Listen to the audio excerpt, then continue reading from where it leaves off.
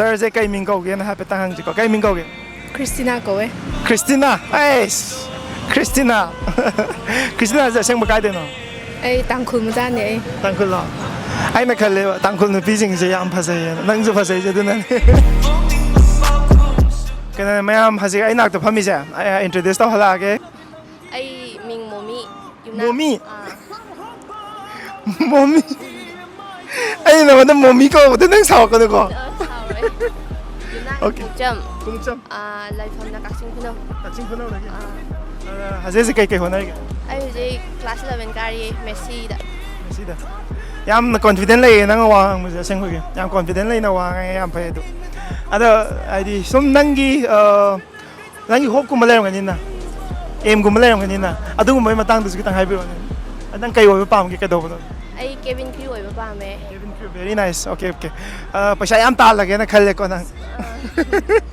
Mapalam na chat pakot pa siya ang pamamali doon natakot. Uy, lang ba siya kaya pa may chat pakot pa siya. Koy walang magkapame hay ko. Ano pa ay so koy walang masiyang pame. Ay gadi mo yam ti chana rin nang siko. Ay na sumkan mada. Yam na simple ba ko sa namta hangi. Pasna ko mo ko. Koy na bala ram dong wal lay bro. Lay. To pare na wala ko siyang kaya hangi. Nangi love language sa kayo no. Kamay hani ay na pa mami do wala di sumno po gumba ada di mun yung din bagumba ado may na la ay di mangonda na tabos harga isay gumba sakpo gumba may na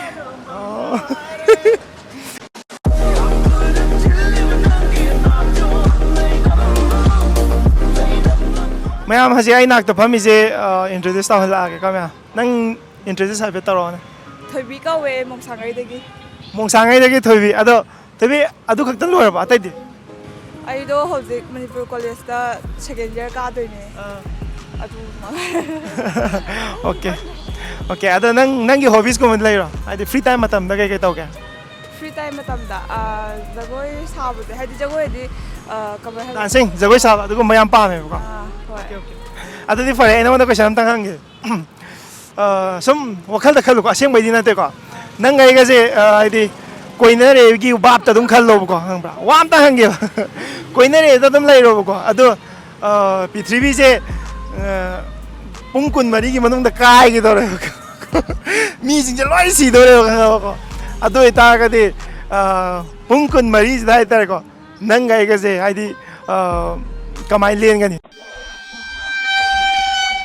ai di ba ni je nuksi nei ni na ko ado ga so pungkun mari khak ngai ra ba khoi na hing do je ado ga di nang kai tau ne iban Pungkon mari khangaya ba. iban ni hing do je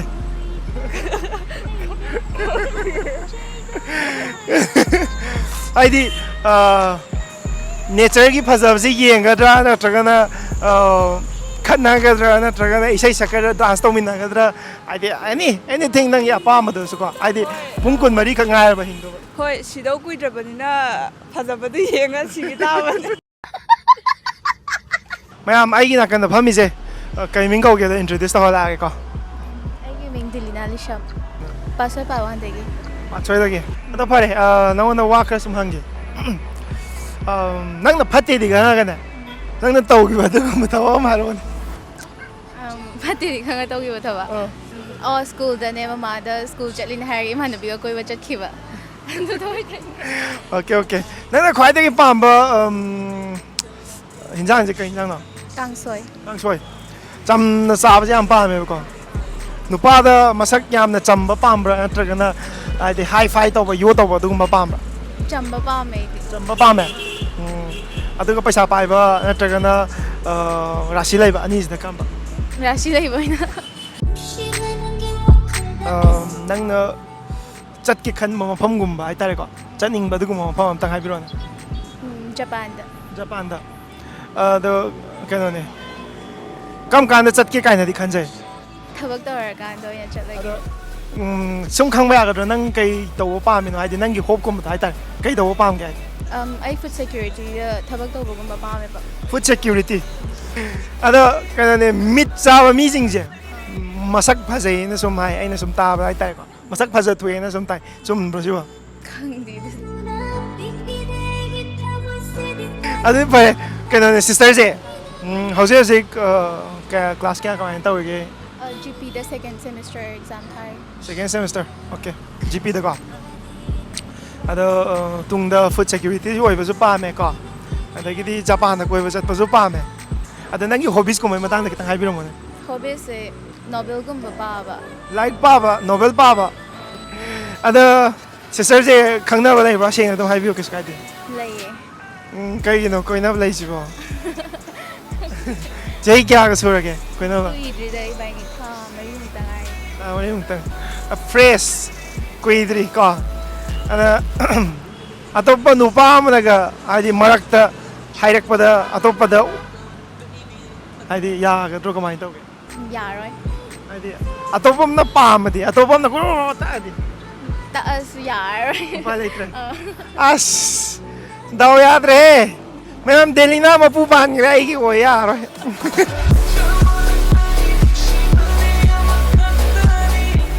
ꯑꯩꯒꯤ ꯅꯥꯀꯟꯁꯤꯗ ꯂꯩꯔꯤ ꯁꯤꯁꯇꯔꯁꯦ introduce ꯈꯤꯇꯪ ꯇꯧꯍꯟꯒꯦꯀꯣ Ai ningomo nang chenbi. Ai thawaldai ꯑꯇꯩꯗꯤ ne. Ai ko ai. ꯑꯁꯤꯁꯤ ꯀꯩꯀꯩ ꯇꯧꯔꯤꯒꯦ Ai hojik kem tawde graduate loiraga yumda MSc tawbagi next year tawmina ngaira leiba. Okay ꯑꯗꯨ ꯍꯣꯕꯤꯁꯀꯨꯝꯕꯗꯤ ꯂꯩꯇ꯭ꯔꯣ ꯍꯥꯏꯗꯤ ꯐ꯭ꯔꯤ ꯇꯥꯏꯝꯁꯀꯨꯝꯕ ꯃꯇꯝꯗ ꯀꯩꯀꯩ ꯇꯧꯒꯦ Kem tawde. ꯑꯗꯣ ꯂꯟꯆꯦꯟꯕꯤ ꯁꯤꯁꯇꯔꯗ ꯋꯥꯍꯪ ꯈꯔ ꯈꯔ ꯁꯨꯝ ꯍꯪꯖꯒꯦ ꯌꯥꯅꯤꯀꯣ ꯁꯤꯁꯇꯔꯁꯦ ꯁꯤꯁꯇꯔꯒꯤ ꯂꯞ ꯂꯦꯡꯒ꯭ꯋꯦꯖ ꯍꯥꯏꯇꯥꯔꯦ ꯁꯤꯁꯦ ꯀꯔꯤ ꯑꯣꯏꯗꯣꯏꯅꯣ ꯁꯤꯁꯇꯔꯒꯤ ꯂꯞ ꯂꯦꯡꯒ꯭ꯋꯦꯖꯁꯦ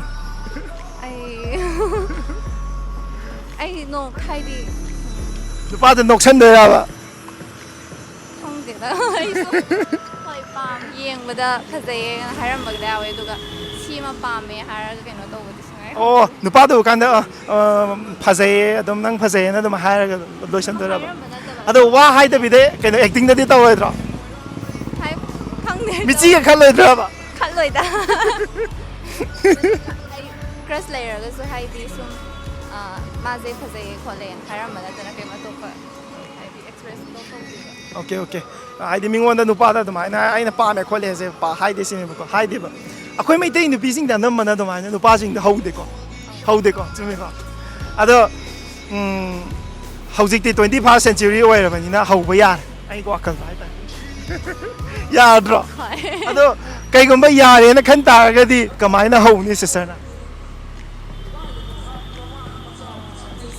ꯑꯍꯥꯟꯕꯗ ꯍꯥꯏꯗꯤ ꯃꯤꯗꯣ ꯀꯅꯥꯅꯣꯗꯣ ꯈꯪꯗꯦꯗꯅ ꯑꯩ ꯂꯝꯕꯤꯗ ꯊꯦꯡꯅꯕꯗꯤ ꯀꯃꯥꯏꯅ ꯑꯩ ꯃꯥ ꯍꯥꯟꯅ ꯊꯤ ꯇꯥꯕꯅꯤ ꯃꯥꯅ ꯈꯪꯗꯣꯛꯅꯕ ꯍꯣꯠꯅꯔꯅꯤꯕꯀꯣ ꯑꯗꯨꯗꯤ ꯐꯔꯦ ꯑꯗꯣ ꯁꯤꯁꯇꯔꯗ ꯋꯥ ꯑꯝꯇꯪꯒ ꯍꯪꯖꯒꯦ ꯔꯣꯃꯥꯟꯇꯤꯛ ꯗꯦꯠꯀꯨꯝꯕ ꯆꯠꯄ ꯄꯥꯝꯕ꯭ꯔꯥ ꯅꯠꯇ꯭ꯔꯒꯅ ꯃꯨꯚꯤꯁ ꯗꯦꯠꯀꯨꯝꯕ ꯄꯥꯝꯕ꯭ꯔꯥ ꯑꯅꯤꯁꯤꯗ ꯀꯔꯝꯕ ꯄꯥꯝꯃꯦ ꯃꯨꯚꯤꯁ ꯗꯦꯠ ꯑꯣꯀꯦ ꯑꯗꯨꯝ ꯁꯤꯃꯥꯒꯨꯝꯕ ꯌꯦꯡꯃꯤꯟꯅꯔꯀꯥꯟꯗꯒ ꯐꯝꯃꯤꯟꯅꯔꯒ ꯑꯗꯨꯝ ꯌꯦꯡꯃꯤꯟꯅꯔꯒ ꯑꯆꯥꯄꯣꯠꯀ ꯆꯥꯃꯤꯟꯅꯕꯗꯨꯅꯦꯕ ꯅꯠꯇ꯭ꯔꯥ ꯔꯣꯃꯥꯟꯇꯤꯛ ꯗꯦꯠꯀꯨꯝꯕꯗꯤ ꯄꯥꯝꯗ꯭ꯔꯣ ꯍꯥꯏꯗꯤ ꯌꯥꯝ ꯅꯨꯡꯁꯤꯅꯅ ꯅꯦꯆꯔꯒꯨꯝꯕꯗ ꯐꯝꯃꯤꯟꯅꯔꯒ ꯑꯆꯥꯄꯣꯠꯀ ꯆꯥꯃꯤꯟꯅꯔꯒ ꯅꯦꯆꯔꯒ ꯌꯦꯡꯉꯀꯥꯟꯗꯒ ꯌꯥꯝ ꯅꯨꯡꯁꯤꯅꯅ ꯋꯥꯔꯤ ꯁꯥꯟꯅꯕ ꯑꯗꯨꯃꯥꯏꯅ ꯇꯧꯕꯗꯤ ꯄꯥꯝꯗ꯭ꯔꯣ ꯄꯥꯝꯃꯦ ꯑꯗꯨꯁꯨ ꯑꯗꯨꯝ ꯃꯇꯥꯡꯒꯤ ꯍꯥꯏꯇꯥꯔꯦ ꯁꯤꯁꯇꯔꯅ ꯈ꯭ꯋꯥꯏꯗꯒꯤ ꯀꯤꯖꯕꯁꯦ ꯀꯩꯅꯣ ꯃꯅꯤꯄꯨꯔ ꯁꯣꯁꯥꯏꯇꯤꯁꯦ ꯌꯥꯝ ꯀꯤꯌꯦ ꯑꯣꯕꯤꯌꯁꯂꯤ ꯆꯨꯝꯃꯦꯀꯣ ꯍꯥꯏꯗꯤ ꯌꯥꯝꯅ ꯀꯩꯅꯣ ꯕꯦꯛ ꯕꯥꯏꯠ ꯇꯧꯕ ꯇ꯭ꯔꯣꯜꯒꯨꯝꯕ ꯇꯧꯕ ꯀꯣ ꯑꯗꯒꯤꯗꯤ ꯑꯃꯅ ꯑꯃ ꯆꯤꯡꯊꯅꯕ ꯑꯃꯅ ꯑꯃ ꯅꯨꯡꯁꯤꯅꯗꯕ ꯀꯣ ꯑꯗꯣ ꯍꯧꯖꯤꯛꯇꯒꯤꯗꯤ ꯍꯧꯅ ꯅꯨꯡꯁꯤꯅꯔꯁꯦ ꯁꯤꯅꯦ ꯑꯩꯅ ꯍꯥꯏꯅꯤꯡꯉꯤꯁꯦ ꯃꯌꯥꯝꯗ ꯀꯣ ꯁꯤꯁꯇꯔ ꯏꯕꯥꯅꯤꯁꯨ ꯅꯨꯡꯁꯤꯅꯔꯦ ꯑꯗꯨꯅ